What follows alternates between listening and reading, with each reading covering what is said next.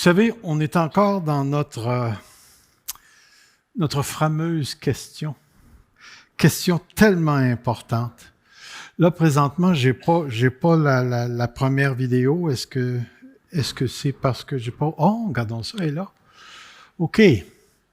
Vous vous rappelez il y a plusieurs semaines, on avait abordé le fameux sujet de la bénédiction que nous avions en Jésus-Christ. Et nous avons affirmé 4 choses: que le croyant est mort au péché et à sa puissance, que le croyant est mort à la loi, que le croyant n'est plus dans la chair et que le croyant est dans l'esprit. Et là, j'ai rajouté la conditionnelle, c'est-à-dire si c'est ça le cas. Alors, la grande question, c'est pourquoi est-ce que le croyant pêche-t-il encore? Nous avions donné une première réponse qui disait le croyant pêche encore parce que même s'il est dans l'esprit, il est encore dans une création déchue, il vit au milieu d'une société humaine en rébellion contre Dieu et qu'il est encore mortel. Il porte un corps de mort et qu'il est encore exposé aux actions démoniaques des démons. Ça, c'était la première réponse. La deuxième réponse, nous avions parlé aussi de la nature du salut que nous avons reçu. C'est-à-dire les 3 temps du salut. Je suis ou j'ai été sauvé, je suis en train d'être sauvé et je serai sauvé. Et on avait regardé que souvent, nous, les évangéliques, on met l'emphase sur le premier. J'ai été sauvé, je suis sauvé, gloire à Dieu, amen.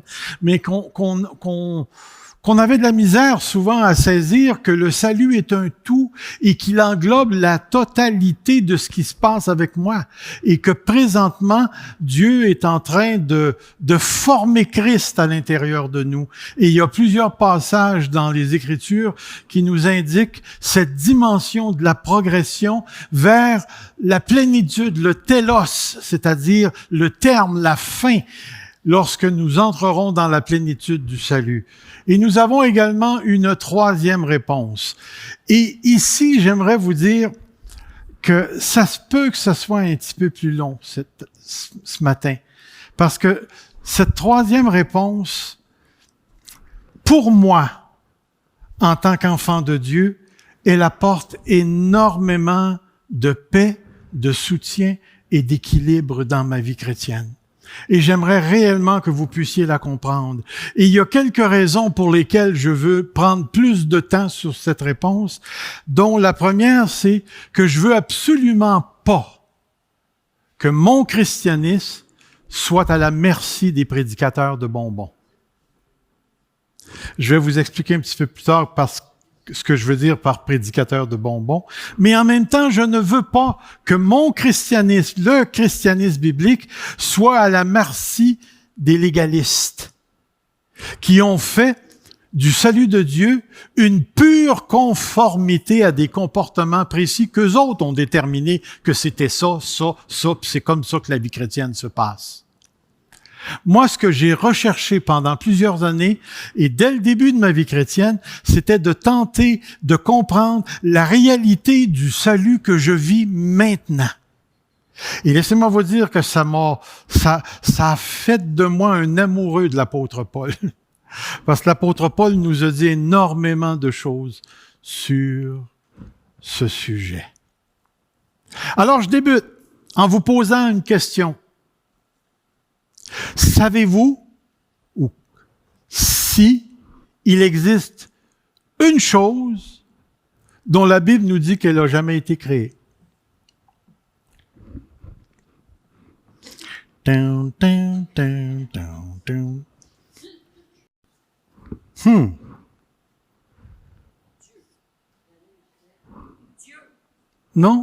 une chose.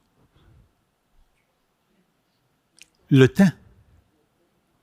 Il n'y a pas une place dans les Écritures qui nous dit que le temps a été créé. Aucun texte des Écritures qui nous dit que le temps, en tant que chose, si on peut l'appeler une chose, a été créé. Et la réponse que nous allons apporter, elle est en rapport avec le temps, et nous allons tenter de comprendre un petit peu plus certains aspects bibliques de cette notion du temps et de la temporalité ici. La première chose, c'est que la Bible utilise différents mots pour nous parler du temps, dont l'un de ces mots, c'est kairos. Kairos. Et j'ai marqué en dessous de la ligne, vous allez voir, c'est écrit « des moments salvateurs ». Alors, sur la ligne du temps, il y a des moments tout à fait particuliers qu'on va appeler des kairos, des moments où Dieu fait quelque chose de tout à fait particulier. J'ai marqué la promesse à Abraham. Attendez, je vais aller chercher ça moi aussi. La promesse à Abraham, Moïse et la sortie d'Égypte est un autre kairos. La promesse d'un descendant avec David qui s'assoirait sur son trône. Naturellement, l'introduction de la deuxième personne dans la Trinité et le don de l'Esprit à la Pentecôte, lorsque Jésus-Christ va revenir à la fin, ce sont tous des moments salvateurs, des moments kairos. Alors, dans la ligne du temps, nous avons une dimension où Dieu choisit à travers l'histoire, à travers le déroulement du temps, je ne sais pas si je peux utiliser le mot érupter, il va apparaître dans le temps et puis il va nous dire des choses qui sont très, très, très spécifiques. Et c'est pour ça que vous allez retrouver dans les Écritures où Jésus est apparu au temps où Dieu avait planifié et qu'il y a un temps tout à fait particulier où Jésus reviendra. Et ainsi de suite. Et on se rend compte que Dieu est impliqué dans le déroulement du temps et qu'il a des moments tout à fait précis qui sont des marqueurs temporels qui nous sont communiqués par des événements spécifiques de telle manière que il nous donne progressivement des morceaux de son salut. Vous rappelez-vous du premier verset dans la lettre aux Hébreux? Autrefois, plusieurs manières, plusieurs reprises, Dieu nous a parlé par les prophètes. Dieu a parlé à nos pères par les prophètes. Puis il va dire, en ces jours qui sont les derniers, il nous a parlé par le Fils. Alors vous avez deux kairos, vous avez deux époques. Deux moments précis. Vous avez la période prophétique et vous avez la période christique, la période du Fils de Dieu. Alors, on se retrouve dans cette situation-là ici. Et puis, nous avons un autre mot, et ce mot-là, il est super important parce qu'on va en parler beaucoup ici. La parole de Dieu utilise un autre mot. Dans l'Ancien Testament, c'est olam. Puis dans le Nouveau Testament, c'est le mot aion. Aion. Aion. Ou aéon, dépendamment de comment on le prononce. Et là, on dit ici que le mot aïon réfère à une longue période de temps définie. Alors, vous avez la création, vous avez la fin du monde, et ça, c'est une très longue période de temps, mais c'est une période de temps qui est définie. Mais en même temps, le mot aïon peut référer à une période de temps infinie, illimitée, incalculable. Si je vous dis, la fin du monde va arriver, est-ce que dans votre pensée, vous pouvez voir un arrêt? Ça va finir là. Mais si je vous dis le mot éternité, où est-ce que ça commence? Où est-ce que ça finit? Alors, mais ces deux concepts du temps nous sont communiqués par le même mot, le mot aion. Et ceci nous amène, nous entrons un petit peu plus profondément. Écoutez, là, c'est certain que c'est un peu plate pour vous autres parce que là, je fais fonction de professeur. Là. Puis à l'école, les profs étaient quasiment tout le temps plates. Parce que le problème, c'était pas les profs. Le problème, c'était moi. Alors, si vous avez des problèmes, c'est pas moi. Les Juifs avaient une conception du temps qu'on pouvait voir, on appelle ça la conception tripartite. Il y avait avant la création, qu'on appelait l'éternité. Il y avait entre la création et la parousie. Le mot parousie veut dire avènement. Et à l'avènement, il se passait quelque chose de catastrophique. Et là, la fin arrivait. Et ensuite, on entrait dans ce qu'on appelle, après la parousie, la période de l'éternité. Et durant cette fin, le Messie était supposé de revenir, d'établir le royaume de Dieu, le jugement de Dieu arrivait, et puis on donnait aux méchants ce qu'ils méritaient et on donnait aux justes ce qu'ils méritaient. Et dans un certain sens, lorsqu'on lit l'Ancien Testament, est-ce que vous m'entendez encore? Ça veut dire quoi?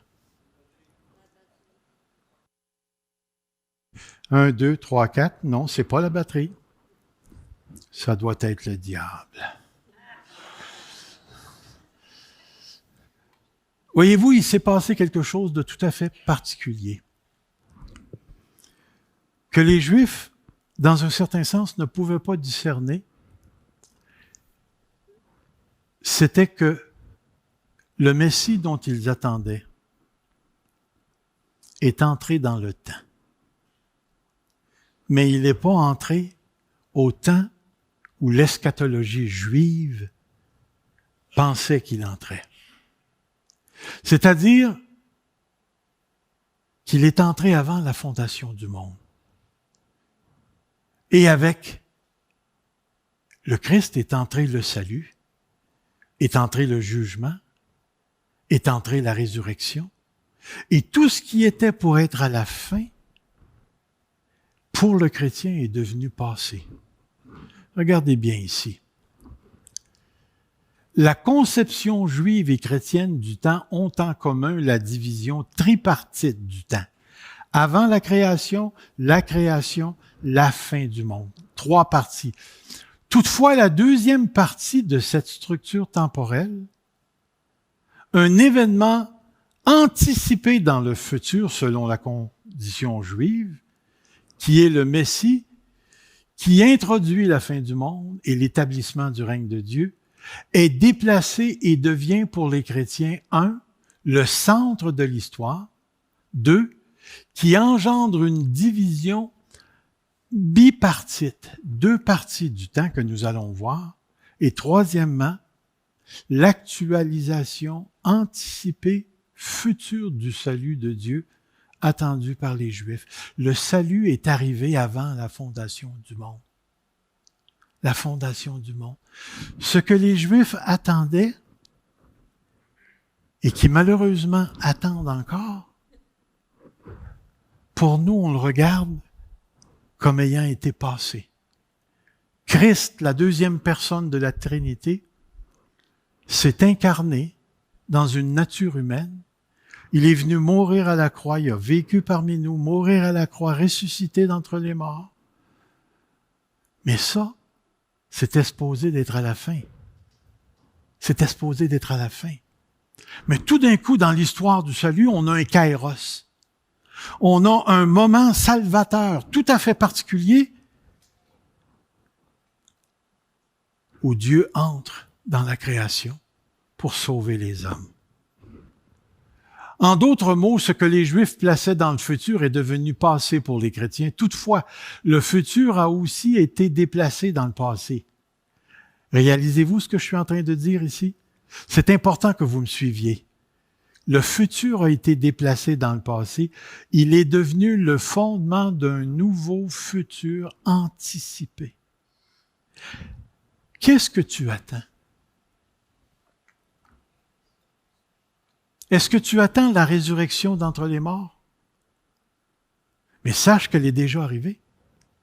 Christ est le premier-né des morts. Est-ce que tu t'attends à la vie éternelle? Elle est déjà entrée, la vie éternelle. Est-ce que tu t'attends à l'Esprit? L'Esprit a déjà été donné. Tout ce qui était pour la fin est déjà donné. Et ce qui fait que présentement, dans notre conception du temps, Le salut a déjà été réalisé. Mais ce salut qui était futur a engendré une nouvelle espérance, comme on a chanté ce matin. On anticipe quelque chose à partir de ce qui est déjà arrivé. Et vous allez voir comment tout ça va se rassembler dans un moment particulier pour notre vie chrétienne. Alors, dans la Bible, il n'y a pas d'opposition entre le temps et l'éternité, parce que l'éternité, c'est également du temps. L'opposition est plutôt entre le temps limité et le temps illimité. Alors, il y a des gens qui m'ont dit, moi, qu'il n'y aura plus de temps au ciel. Alors moi, je leur ai répondu, prends ton temps, là. Prends ton temps. Est-ce qu'au ciel, on va manger? Vous êtes certain? En tout cas, j'espère qu'ils vont avoir du bacon. Est-ce qu'au ciel, vous allez marcher? Allez-vous lever les mains? Essayez de faire ça quand le temps n'existe pas, 100 ans. Allez-vous parler? Est-ce que les mots vont se suivre un après l'autre? Ou bien vous allez juste... Si vous avez un corps matériel qui se déplace du point A au point B, ça va prendre un certain temps. Alors le temps n'arrêtera pas au ciel. La matérialité exige le temps. S'il n'y a plus de temps, nous sommes figés. Il n'y a plus rien qui bouge. Et c'est pour ça que pour nous, c'est tellement difficile à concevoir. Si on fait des choses au ciel, il va falloir les faire dans le temps. On n'aura pas le choix. Alors, il est fort possible que Dieu ait aussi des plans pour nous de l'autre côté. Que le concept de l'intervention de Dieu dans l'histoire ne s'arrêtera pas à la fin du monde, mais va se continuer dans l'éternité, ici. La partie bipartite, vous allez voir, ça s'en vient. Il existe une différence entre deux types d'aïons. Et là, regardez, j'ai mis entre parenthèses le mot siècle. Avez-vous déjà lu dans la Bible le siècle présent et le siècle à venir? Ben, c'est le mot aïon qui est utilisé, qui décrit une période longue définie ou une période infinie. Et vous allez voir comment ces deux concepts que l'on retrouve chez l'apôtre Paul décrivent le lieu où on vit. Le caractère mauvais ou bon de l'aïon n'est pas lié à la temporalité de l'aïon. Ce que je suis en train de dire, c'est que le temps n'est pas mauvais. N'est pas mauvais. Mais regardez ce qui suit. Mais l'événement qui se place au début de cet espace de temps et qui le détermine, la chute ou l'événement christique. C'est-à-dire que lorsque Dieu a créé, le siècle a commencé, l'aïon a commencé. Mais parce qu'il y a eu la chute, cette chute a influencé tout ce qui va se passer dans le temps. Lorsque Christ est venu sur la terre, et c'est ce qu'on va voir, le siècle à venir a commencé. Une sorte de temporalité qui est caractérisée par l'événement Jésus-Christ.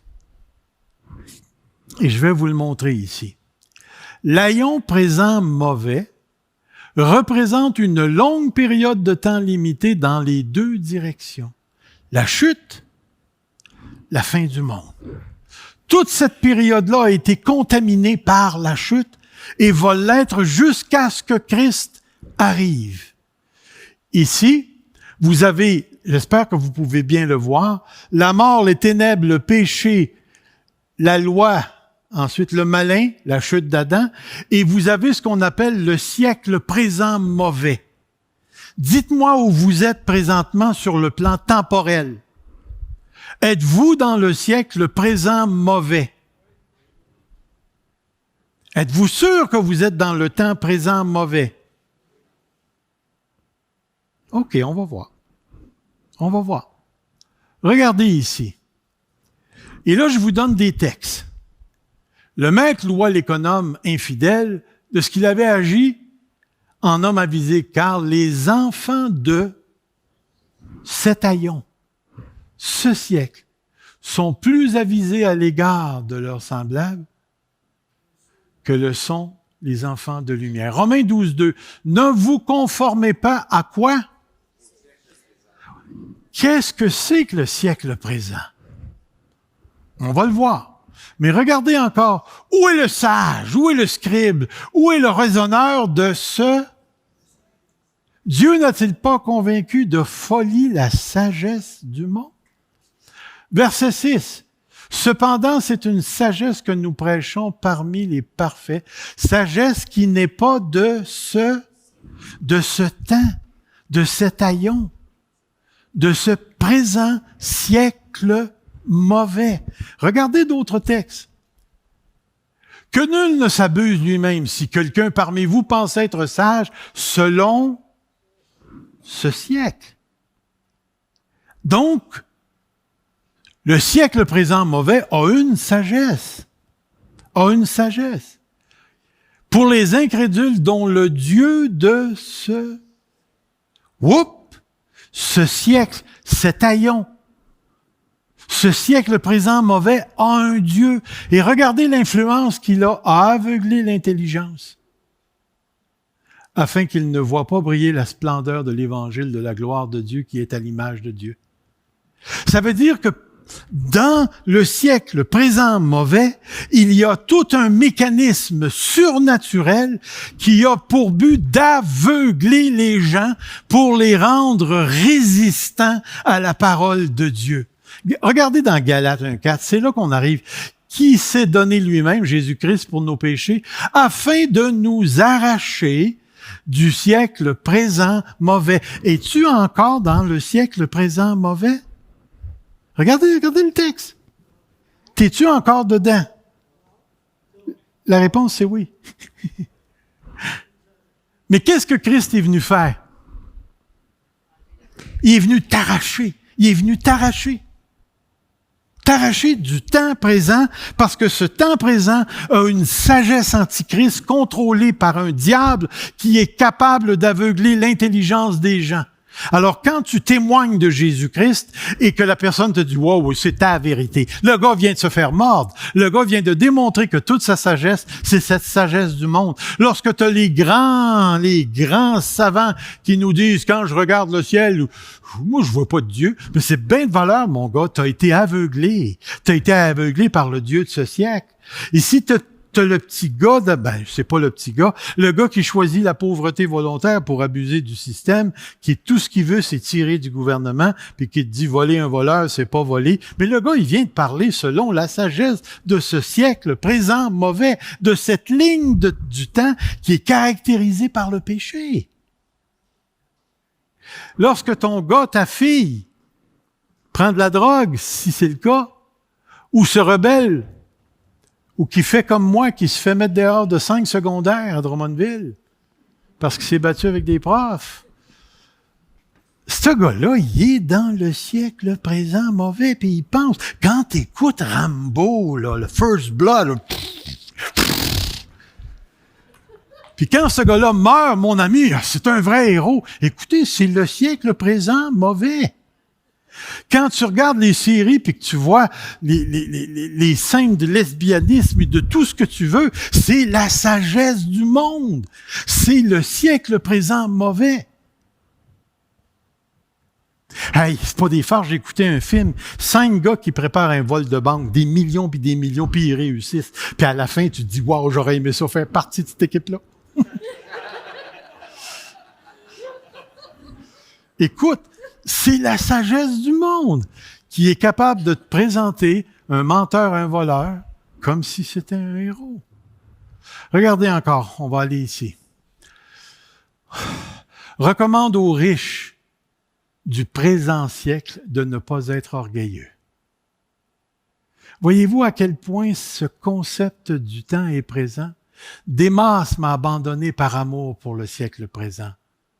La grâce de Dieu, elle nous enseigne à renoncer à l'impiété, aux convoitises mondaines et à vivre dans le siècle présent. Est-ce que tu es dans le siècle présent? Mais tu as été arraché du siècle présent, mais tu es dans le siècle présent. Ici. Le siècle présent mauvais, le siècle présent est dominé par une sagesse qui s'oppose aux valeurs de Dieu. Et le siècle présent est dirigé par des leaders ignorants qui n'ont aucune connaissance du plan de Dieu et par Satan, le Dieu de ce siècle, qui aveugle les gens. Mais à un moment donné, sur cette ligne du temps corrompu par la chute, il est arrivé deux événements très, très, très importants. Le premier, c'est la personne de Jésus-Christ. Puis remarquez où j'ai placé l'intervention de Dieu. Sur la ligne du temps du présent siècle mauvais. Mais avec l'arrivée du Christ Jésus, de ce Dieu, deuxième personne de la Trinité incarnée, remarquez ce qui est venu au monde aussi. Le siècle à venir. Qui est une autre ligne de temps. Et là, je les ai séparés pour qu'on puisse les voir comme faut. Et puis, le deuxième événement, c'est le don du Saint-Esprit. À la Pentecôte, Dieu a réalisé la prophétie de Joël de répandre son esprit. Et même l'apôtre Paul veut dire, si quelqu'un n'a pas l'esprit de Christ, il ne lui appartient pas. Deux événements, deux kairos, si on peut le dire, deux événements salvateurs qui sont entrés dans la ligne du temps, corrompus, sales, caractérisés par le péché et qui ont engendré, et là on pourrait développer, frères et sœurs, ce qu'on appelle la nouveauté, le nouvel homme, la nouvelle société, le nouveau temps, la nouvelle ligne du temps. Et là, je vous le présente un peu comme ça ici. Vous avez le siècle à venir, le royaume de Dieu, vous avez la ligne du temps qui est arrivée, et là, vous avez à la fin l'autre, qui est la fin du monde. La ligne noire représente le siècle présent mauvais qui va se terminer à la fin du monde. Et si vous regardez la ligne bleue, elle a un commencement dans l'histoire, mais elle n'a plus de fin. De fin.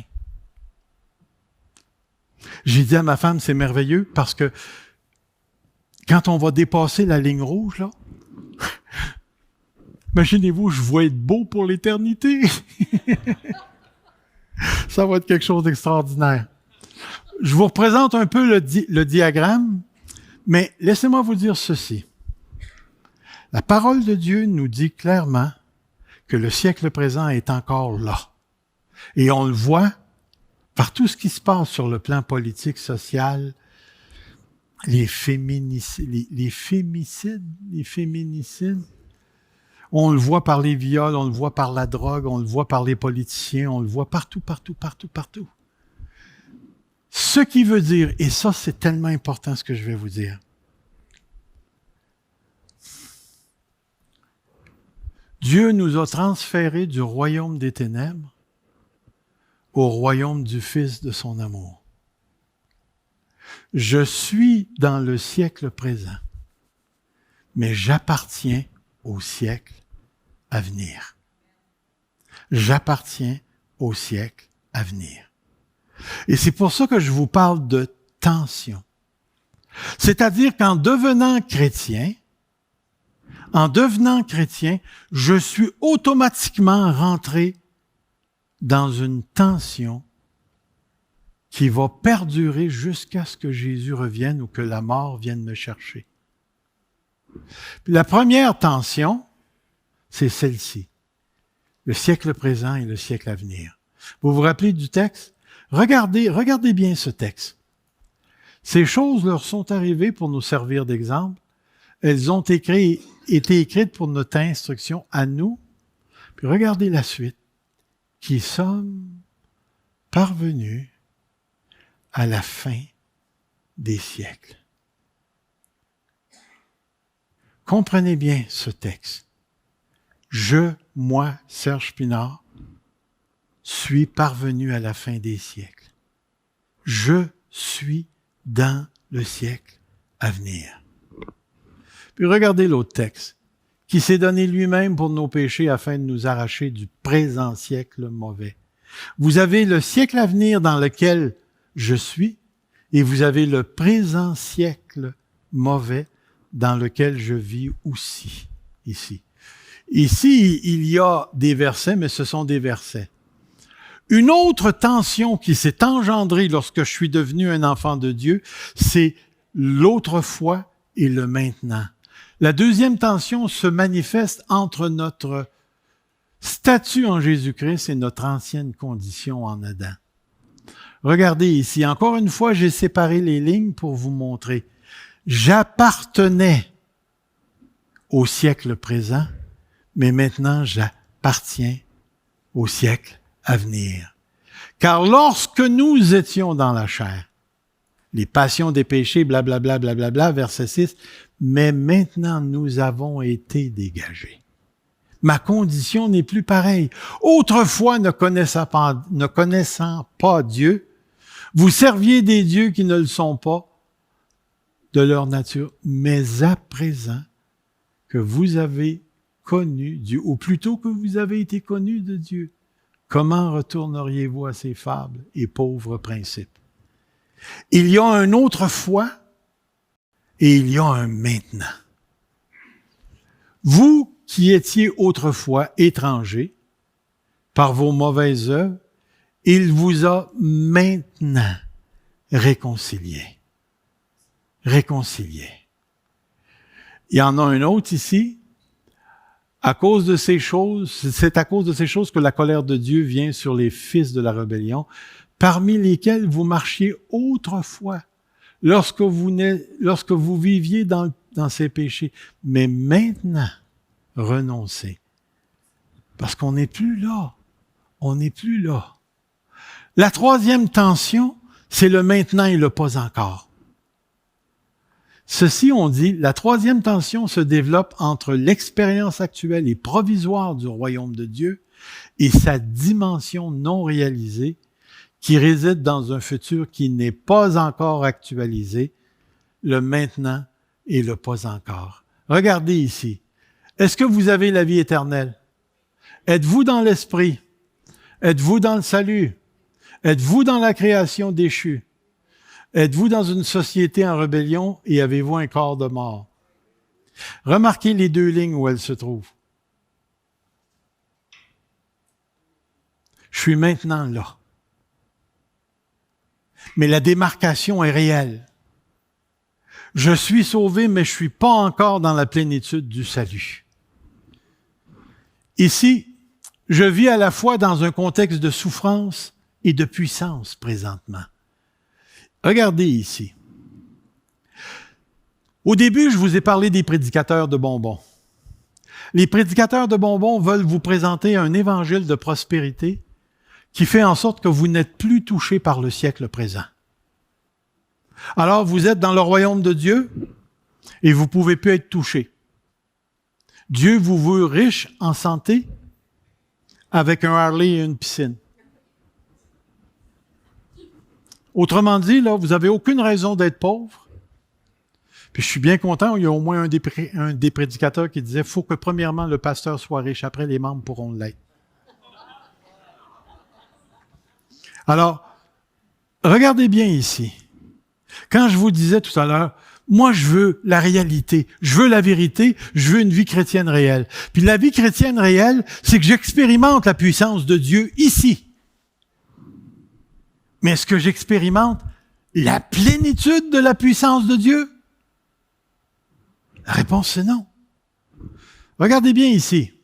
Il y en a d'autres, que moi, ce que j'appelle des prédicateurs de malheur, c'est-à-dire une forme de théologie, on appelait ça dans le temps la théologie du ver de terre, c'est-à-dire, je suis rien de bon, je vaux rien, il y a juste Dieu qui est bon, et ainsi de suite.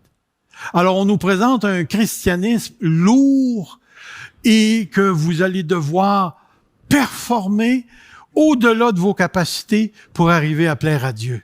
Alors, il y a des gens qui veulent nous garder sur cette terre et nous dépouiller de la puissance du siècle à venir. Quand en réalité, la véritable vie chrétienne, elle est là. Je vis dans la souffrance, mais je vis aussi dans la puissance de Dieu. Les deux. Et la preuve, c'est que j'ai un corps qui vieillit, j'ai encore un corps de mort, je suis encore dans une société en rébellion, une création déchue, mais en même temps, j'ai l'esprit, en même temps, j'ai la vie éternelle, en même temps, j'entends encore Dieu me parler, en même temps, Dieu m'a pris en main et Dieu m'a sauvé, puis il est en train de former Christ à l'intérieur de moi. Je vis dans les deux. Dans les deux. On a des frères. Regardez la lettre aux Hébreux. Par la foi, par la foi, par la foi. Puis par la foi, certains ont été sciés, ont été obligés de se cacher, de fuir et ainsi de suite. Les deux sont là. La réalité, c'est que la vie chrétienne est une vie présentement temporaire, caractérisée à la fois par la souffrance et la puissance. Le jour où tu élimines la dimension de souffrance, tu viens de créer un christianisme qui n'existe pas.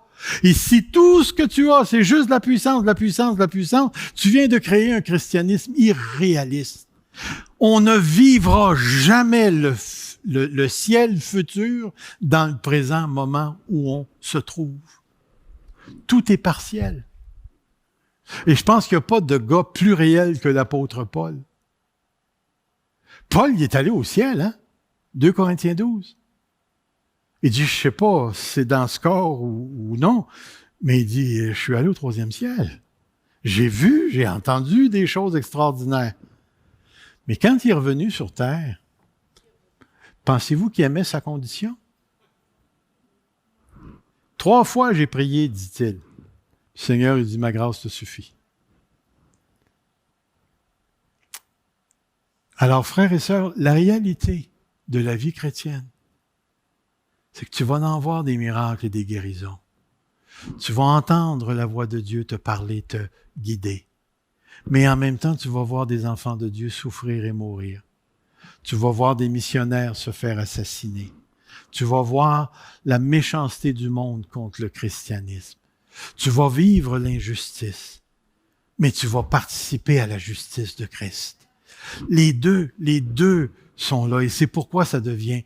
Je suis, à cause de cela, impliqué dans une bataille cosmique entre Dieu et ses ennemis.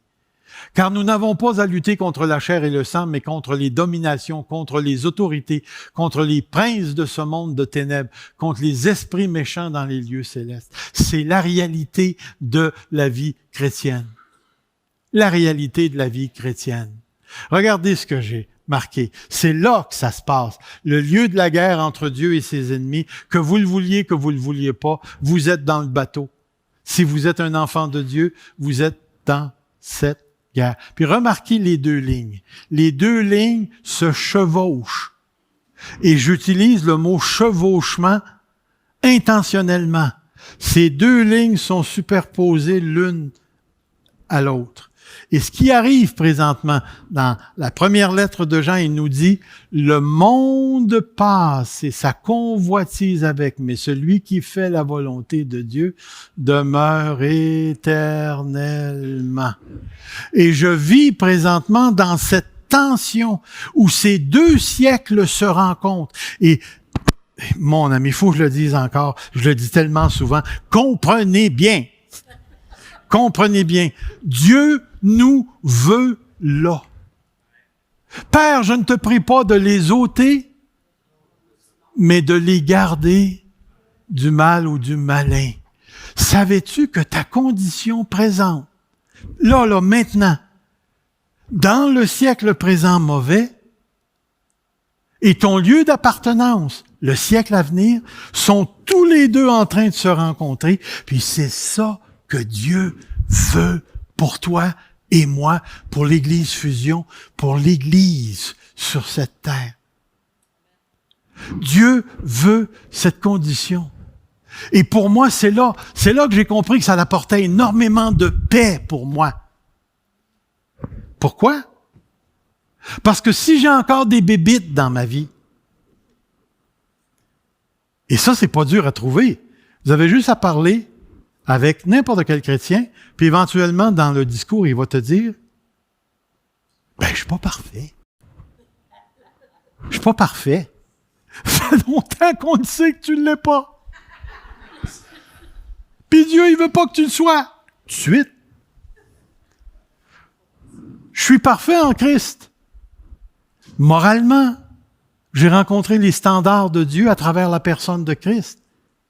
Mais va pas t'étonner si tu as encore des pensées corrompues qui reviennent, ou si tu as encore des problèmes avec une ou l'autre des choses, ou si tu as un problème physique, ou si, je sais pas moi, tu as des problèmes d'argent, ou peu importe la nature de la condition, de la souffrance que tu vis, étonne-toi pas. Dans le siècle présent mauvais, tout s'en va vers la destruction. Mais tout ce qui est dans le siècle à venir contient déjà toute la vie et progressivement s'actualise le salut de Dieu pour atteindre son apogée, son ultime point, où j'entrerai dans une plénitude que je ne peux pas connaître encore. Alors étonne-toi pas si l'Église est frustrante. Étonne-toi pas si tu retrouves pas dans l'Église toutes les dimensions de la perfection que tu t'attendais trouver. Étonne-toi pas. La réalité, c'est que je suis encore ici, dans un corps de mort qui est affecté par le siècle présent. Et à cause de cela, il y a encore, je vous en ai parlé tellement souvent, un résidu de folie à l'intérieur de moi. Mais il y a aussi l'Esprit de Dieu avec la sagesse de Dieu à l'intérieur de moi. Et moi, présentement, je suis en train de vivre ce combat-là. Parce que je participe au siècle présent, sans lui appartenir, nous serons donc la cible des attaques de l'ennemi. Tentation, démonisation, destruction. Alors, étonnez-vous pas si un gars sur le coin de la rue se met à sacrer après vous parce que vous n'avez pas fait votre lumière comme faut. Étonnez-vous pas. On est encore là. On est encore là. Nous serons souvent à contre-courant avec les valeurs du monde. On ne peut pas éviter ça. Puis c'est tellement en train de devenir serré qu'à un moment donné, on va être obligé d'affirmer la vérité et de mourir pour la vérité. Certains pasteurs vont faire de la prison avec les nouvelles lois qui s'en viennent, où on va déclarer toute la question du genrisme, du LGBT, comme étant un péché et non pas juste une orientation. Ça s'en vient. Il y a des pasteurs, il y a des églises qui vont être emmenées en cours. On va être actionnés, on va perdre. Ça s'en vient, je vous le dis, ça s'en vient. Mais nous, on va se tenir debout. Même si on est désavantagé, on va vivre ce que Matthieu 10 nous enseigne. Inquiète-toi pas quand tu arriveras devant les autorités, c'est moi qui vais parler à travers toi.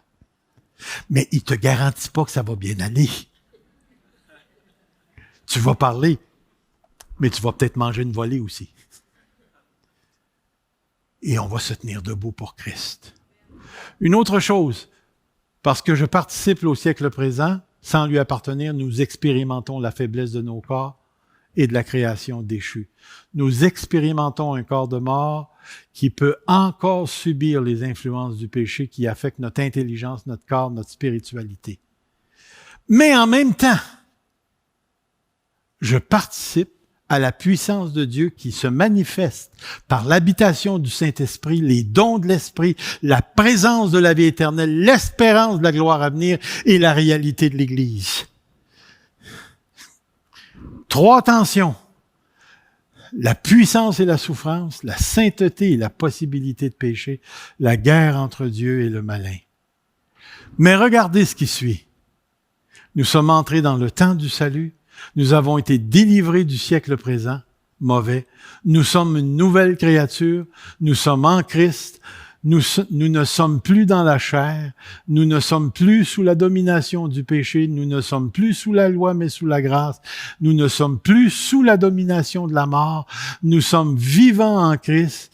Nous sommes ressuscités avec Christ et assis avec lui dans les lieux célestes. Ce sont tous des affirmations qui affirment que j'appartiens au siècle à venir et que ce siècle à venir est entré avec Jésus-Christ dans le siècle présent mauvais. Regardez, quiconque est né de Dieu ne vit point dans le péché, car la semence de Dieu demeure en lui et il ne peut pécher parce qu'il est né de Dieu. Un verset qui a causé tellement de troubles.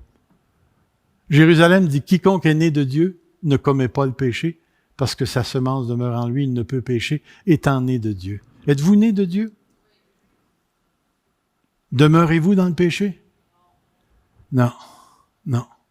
Pourquoi le chrétien pêche-t-il encore? Création déchue, humanité en rébellion, mortalité. Le maintenant et le pas encore, l'autrefois et le maintenant. Regardez ici. Autrefois, maintenant, pas encore. Voilà, je suis là.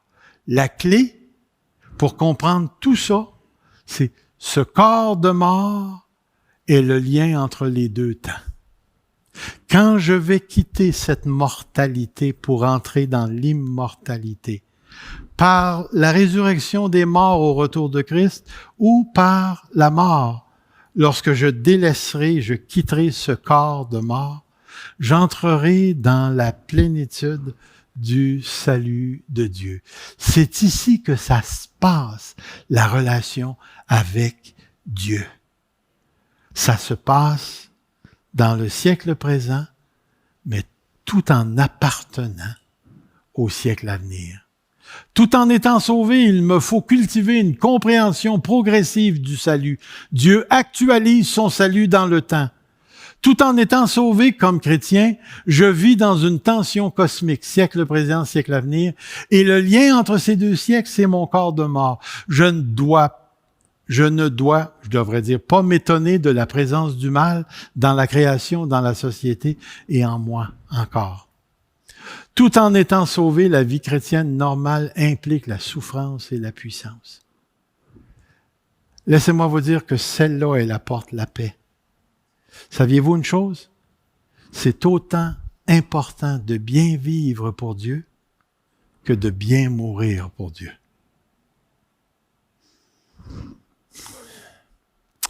La réalité dans laquelle nous nous trouvons est une réalité qui nous permet de voir Dieu à l'œuvre et de voir le présent siècle mauvais à l'œuvre. Tout en étant sauvé, je dois regarder ma condition actuelle comme étant temporaire. Comme étant temporaire. Je vis dans la certitude de la plénitude qui s'en vient. Que Dieu nous accorde de percevoir tout ce qui nous arrive à la lumière de la foi en sa promesse. Car si nous vivons pour le Seigneur, et si nous mourrons pour le Seigneur. Soit que nous vivions, soit que nous mourions, nous sommes au Seigneur. Savez-vous,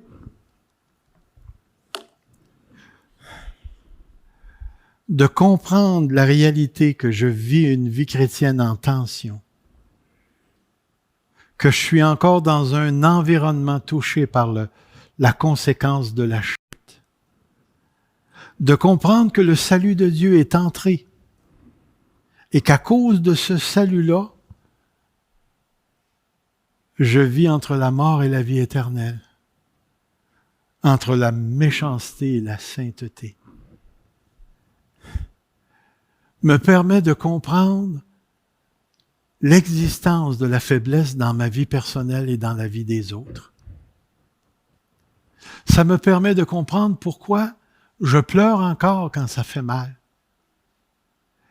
Et que même dans ce pleur, mon cœur se tourne vers la certitude de l'espérance occasionnée par la promesse de Dieu. Je peux comprendre pourquoi plusieurs frères ou sœurs qui n'ont pas de mari ou de femme souffrent une solitude profonde. Je peux comprendre aussi pourquoi des familles qui perdent un membre de leur famille à cause du cancer, d'un accident ou quoi que ce soit. Je peux comprendre, puis je peux pleurer avec ces gens-là. Mais en dedans, je sais que je vais les revoir Je sais que je vais vivre la joie de l'éternité avec eux. Je sais, écoutez, j'ai déjà réservé le siège de mon épouse dans mon petit club de jazz au ciel. Je suis certain de la revoir, que elle ou moi partent pour le royaume. Mon ami, j'aimerais pouvoir vous expliquer, vous faire vivre, expérimenter, en dépit de toutes les tensions dont je vous ai parlé ce matin, de la paix qui m'habite. Mon Dieu qui a commencé cette bonne œuvre va l'accomplir d'une manière parfaite. Et moi qui ai saisi l'espérance de sa promesse parce qu'il s'est révélé à moi lorsque j'avais 19 ans et qu'il m'a introduit à la vie éternelle, je le sais aujourd'hui. Et c'est pourquoi l'apôtre Paul il dit, il n'y a aucune souffrance dans le temps présent qui saurait être comparée à la gloire qui nous attend, la gloire à venir. Et je le reconnais. J'accepte qu'un frère ou une sœur soit beaucoup plus béni que moi ici-bas sur la terre. J'accepte qu'un frère ou une sœur passe par la souffrance quand c'est la volonté de Dieu pour eux autres.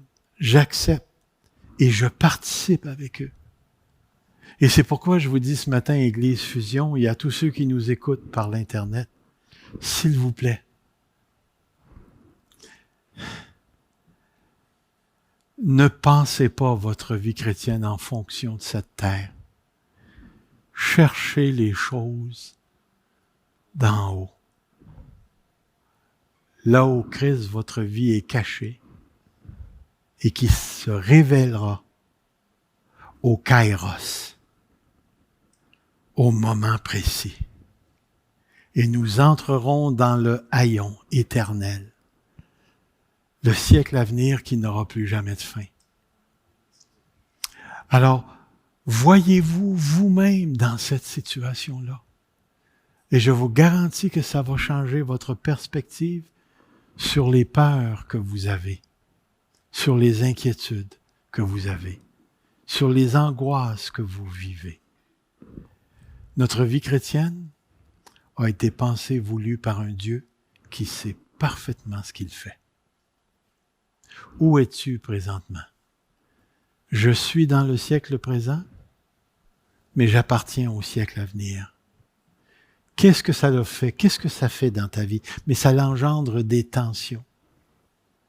Je ne suis plus ce que j'étais, maintenant je suis en Christ. Le siècle présent essaie de me faire du mal, mais moi, je suis dans le siècle à venir. Je ne suis plus ce que j'étais, je vis pour mon Dieu. Alors, frères et sœurs, n'hésitez pas à élever vos cœurs, vos pensées vers celui qui vous tient et qui vous rendra semblable à Christ. Prions. Seigneur notre Dieu, glorifie-toi ce matin. Oh Seigneur, nous avons tellement besoin de comprendre que ton salut est global. Il nous englobe de toutes parts. Il englobe toute la création qui passe à travers le temps, qui passe à travers les 3 temps du salut. Maintenant, accorde à l'Église Fusion de comprendre qu'elle est là pour un moment.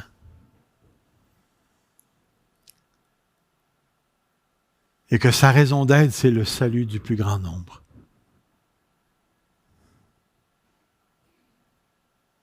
Et donne-nous, lorsque le moment viendra où on aura à se tenir debout contre un siècle présent mauvais qui s'opposera ouvertement dans une sagesse qui ne tient pas compte de toi, pour nous détruire. Donne-nous le courage et la force de voir les choses d'en haut comme étant les plus réelles, les plus certaines. Et jusqu'à ce que tu reviennes, Seigneur, que dans nos corps, dans notre esprit, tu inscris cette certitude que maintenant que je suis et que nous sommes en Jésus-Christ,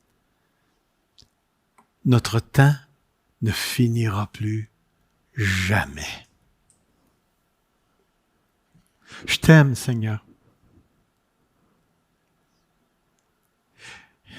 Et si je vois encore de l'imperfection à l'intérieur de moi, sache qu'en dessous de cette imperfection-là, il y a un cœur que tu as transformé et qui t'aime. Malgré tout ce qui peut émaner, sortir, l'Église Fusion t'aime. Manifeste-toi parmi nous durant notre pèlerinage.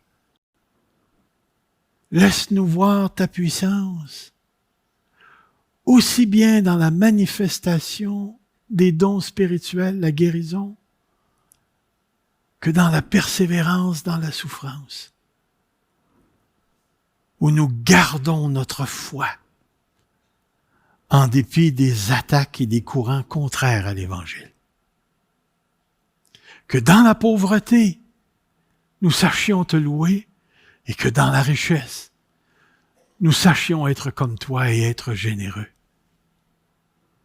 Accorde-nous des cœurs chrétiens, des cœurs christiques, des cœurs qui ressemblent à Jésus-Christ.